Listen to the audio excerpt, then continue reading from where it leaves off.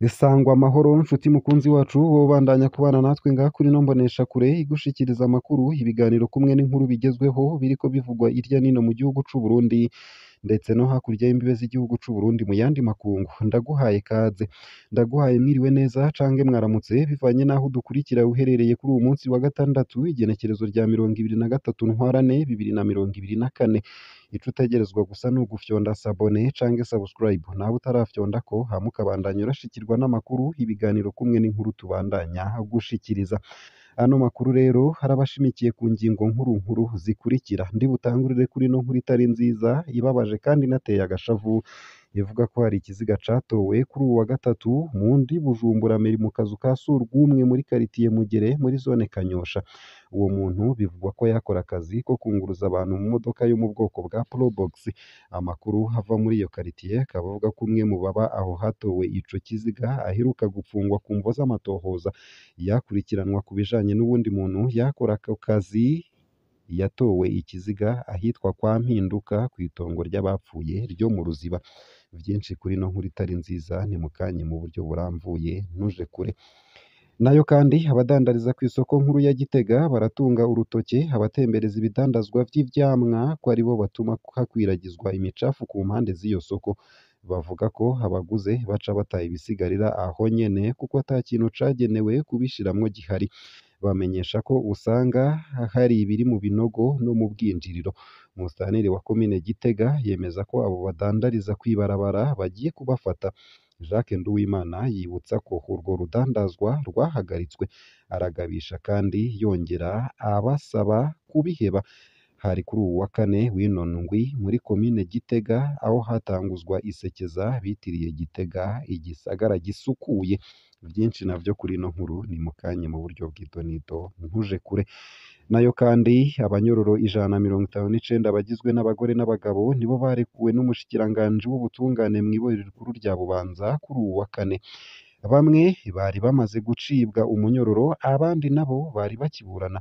Domine Banyankimbona amenyesha ko ico gikorwa kibaye mu ntumbero yo kugabanya ibitigiri vy'abapfungwa mu mabohero. Arakebura abajejwe ubutungane kwirinda gupfungira abantu ubusa. Vyinshi navyo ni mukanye mu buryo bw'idonido ntuje kure. Ico utegerezwa gusa ni ukubandanya kumwe natwe.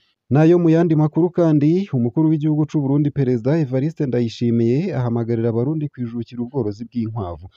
Umukuru w'igihugu c'u Burundi Evariste Ndayishimiye ahamagarira abarundi kwijukira ubworozi bw'inkwavu kuko amafaranga azovamwo bazishoye mu makungu hariyo azokubaka amabarabara. Ibi Perezida Evariste Ndayishimiye akaba yarabivugiye mu ntara ya Gitega ku wa gatandatu w'indwi yaheze ku munsi mukuru wahariwe abakenyererarugamba, umuhari w'abakenyezi wegamiye umugambwe CNDD FDD. Vyinshi navyo kuri ino nkuru ni mukanye mu buryo buramvuye. Ico utegerezwa gusa ni ukumanuka munsi y'ino video hama ugafyona imbere y'ijambo Isange TV, haraba handitse ijambo sabone cange subscribe, urafyondako hama uba udushikirije intererano yawe yo kuja turakuronsa amakuru, inkuru kumwe n'ibiganiro tubandanya gushikiriza. Ano makuru ku buryo burambuye ntunyemerere nyatangurire kuri ino nkuru ivuga ko hari ikiziga catowe kuri uwu wa gatatu mu kazu ka surwumwe muri karitiye Mugere muri zone Kanyosha muri Bujumbura meri. Uwo muntu bivugwa ko yakora akazi ko kunguruza abantu mu modoka yo mu bwoko bwa Probox.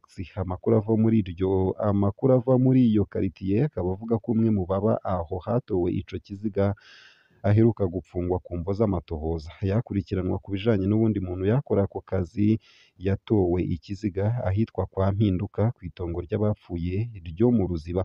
Abatoye ikiziga bashikiriza ko bahamagawe n'umunuko ariko atari uw'imicafu y'ubwiherero. Basanze kiriko ibikomere ahatandukanye, umutwe upfunze n'umupira wo kwambara kugera kw'izosi. Ico kiziga cashinguranywe iteka kuri uyu wa gatatu nyene. Abo mu muryango wiwe bamenyesheje ko bamubuze kuva ku wa kane w'indwi iheze. Ku bwabo yiriwe ku mirimo nk'uko yahora ariko bararindira ko ataha barabura. Bongera koko bamurondeye hose barabura. Umwe mu bajejwe intwaro akaba avuga ko ata bugizi bwa nabi nk'ubwo bahora bumva aho hantu. ahamagarira ariko abarongoye guhagararira umutekano na cane cane ku mapikipiki n'imiduga bigenda mw'ijoro. Ngayo nguko ivy'iyo nkuru ibabaje. Nayo mu yandi makuru kandi nonyemerere nkushikirize ino nkuru ivuga ko abadandariza kw'isoko nkuru ya Gitega bariko baratunga urutoke abatembereza ibidandazwa vy'ivyamwa ko aribo batuma hakwiragizwa imicafu ku mpande z'iyo soko. Bavuga ko abaguze baca bata ibisigarira aho nyene kuko ata kintu cagenewe kubishiramwo gihari. Bamenyesha ko usanga hari ibiri mu binogo no mu bwinjiriro. Umusanire wa komine Gitega yemeza ko abo badandariza mw'ibarabara bagiye kubafata. Jacques Nduwimana yibutsa ko urwo rudandazwa rwahagaritswe. Arabagabisha kandi yongera abasaba kubiheba.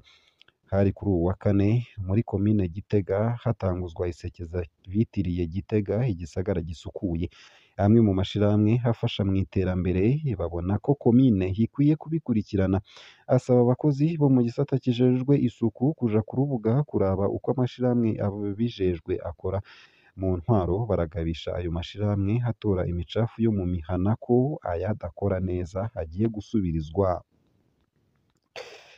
Nayo kandi mu ntara ya Bubanza abanyororo 159 bagizwe n'abagore n'abagabo nibo barekuwe n'umushikiranganji w'ubutungane mw'ibohero rikuru rya Bubanza kuri uwo wa kane. Bamwe bari bamaze gucibwa umunyororo abandi bari bakiburana.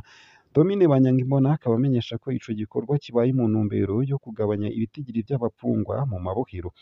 Arakebura abajejwe ubutungane kwirinda gupfungira abantu ubusa. Umushikirizamanza kizigenza wa Repubulika yabahanuye kwigenza neza bakirinda gusubira mu vyaha. Leopold Manirakiza yashikirije ariko ko abari baciriwe indishi batari bwayirihe. Abari baciriwe indishi batari bwayirihe bazobwirizwa kuyitanga. Yavuze ko ibohero rikuru rya Bubanza ryarimwo abanyororo 154 rigenewe abatarenga 200.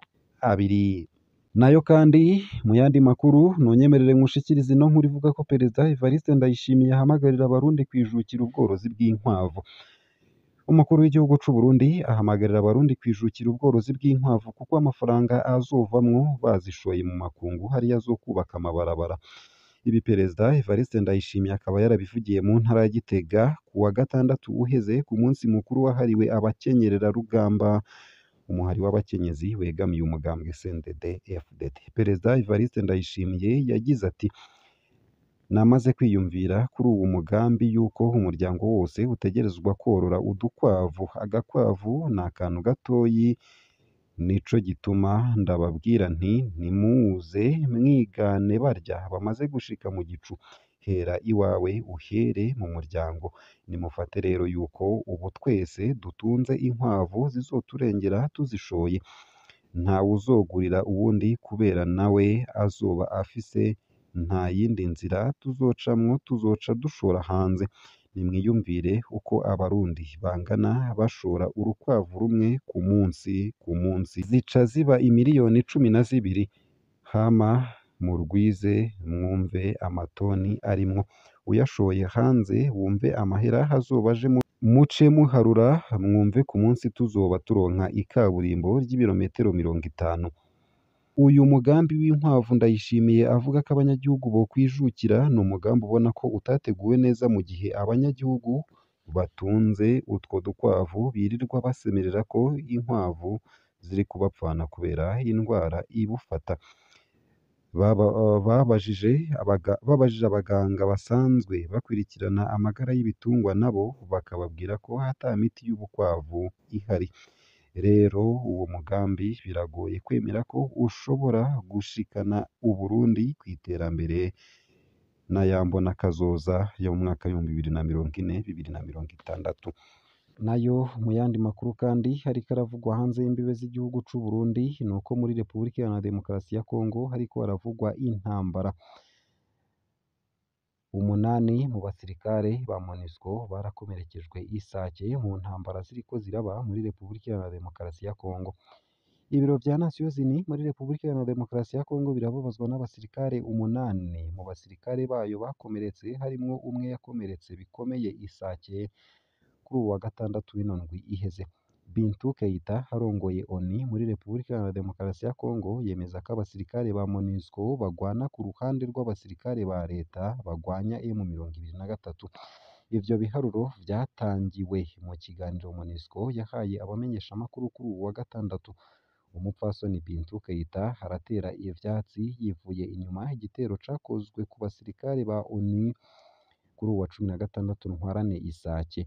Abasirikare 8 barakomeretse harimwo umwe yababaye cane, uko akaba ariko urwo rwandiko rutomora. Kubw'iryo tangazo, abo basirikare ba ONU haraheze indwi nyinshi barungitswe muri ico gice mu ntumbero yo gukora ibikorwa vya gisirikare Springbok muri Kivu y'uburaruko kugira ngo bafashanye n'igisirikare ca Kongo mu bikorwa. Umupfasoni Keita asubiriye kwemeza ko MONUSCO hifashanya n'igisirikare ca Kongo mu ntumbero yo gukora ibikorwa vyo gukizura mu ntumbero yo gukingira abanyagihugu.